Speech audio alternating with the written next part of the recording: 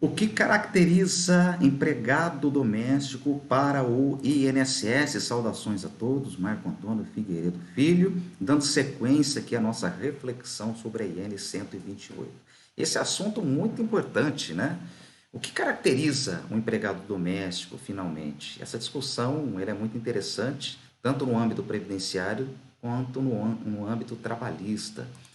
E vamos fazer aqui uma reflexão sobre o artigo 34 da IN 128. Esse artigo é muito interessante, ele faz uma definição muito importante para que nós possamos aproveitar tanto no âmbito previdenciário como também na questão do âmbito trabalhista.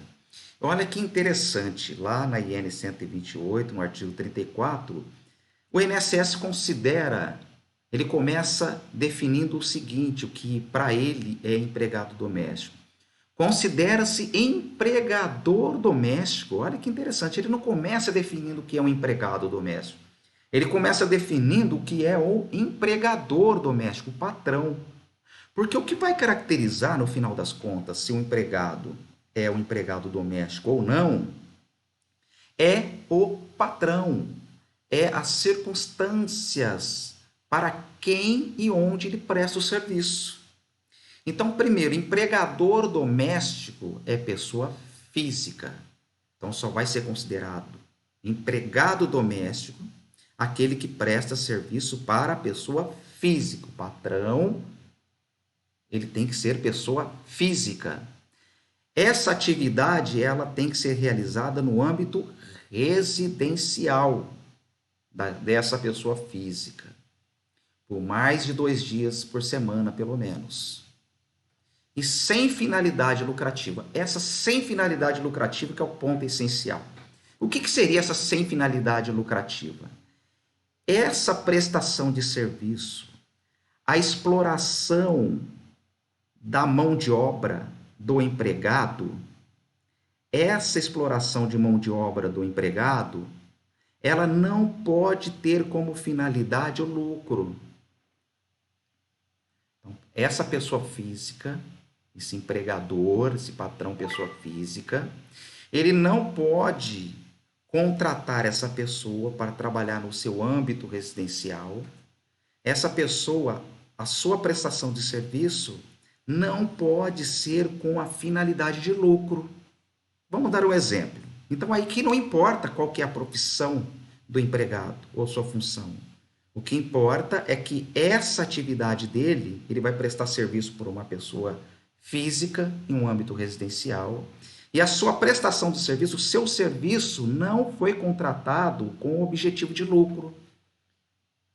Vamos dar um exemplo aqui que vai ficar muito claro. Imagine uma cozinheira. Uma cozinheira. Ela é empregada doméstica ou não?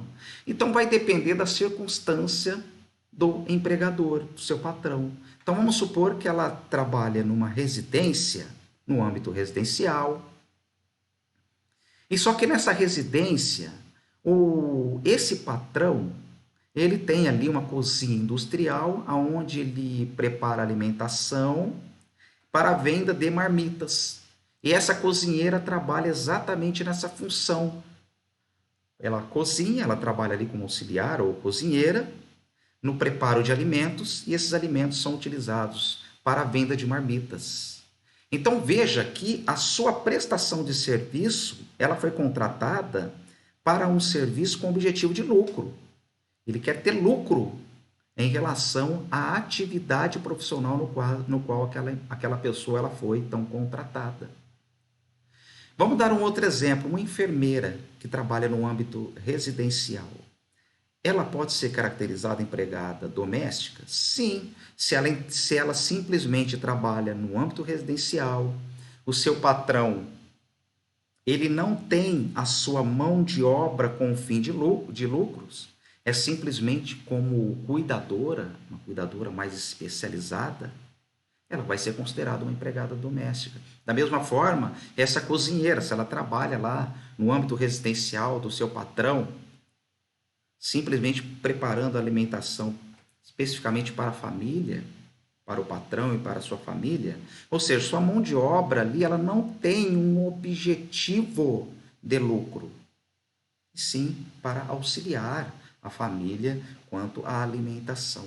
Então, o que vai caracterizar empregado doméstico não é a função, ela pode ser um enfermeiro, um vigia, um cozinheiro, um jardineiro, mas a sua mão de obra, ela está sendo utilizada com o intuito, com o objetivo de lucro para o patrão?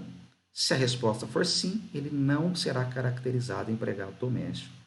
Se a resposta for não, aí sim ele vai ser caracterizado como empregado doméstico, desde que ele trabalhe por mais de 2 dias por semana. Até o próximo vídeo. Abraço a todos.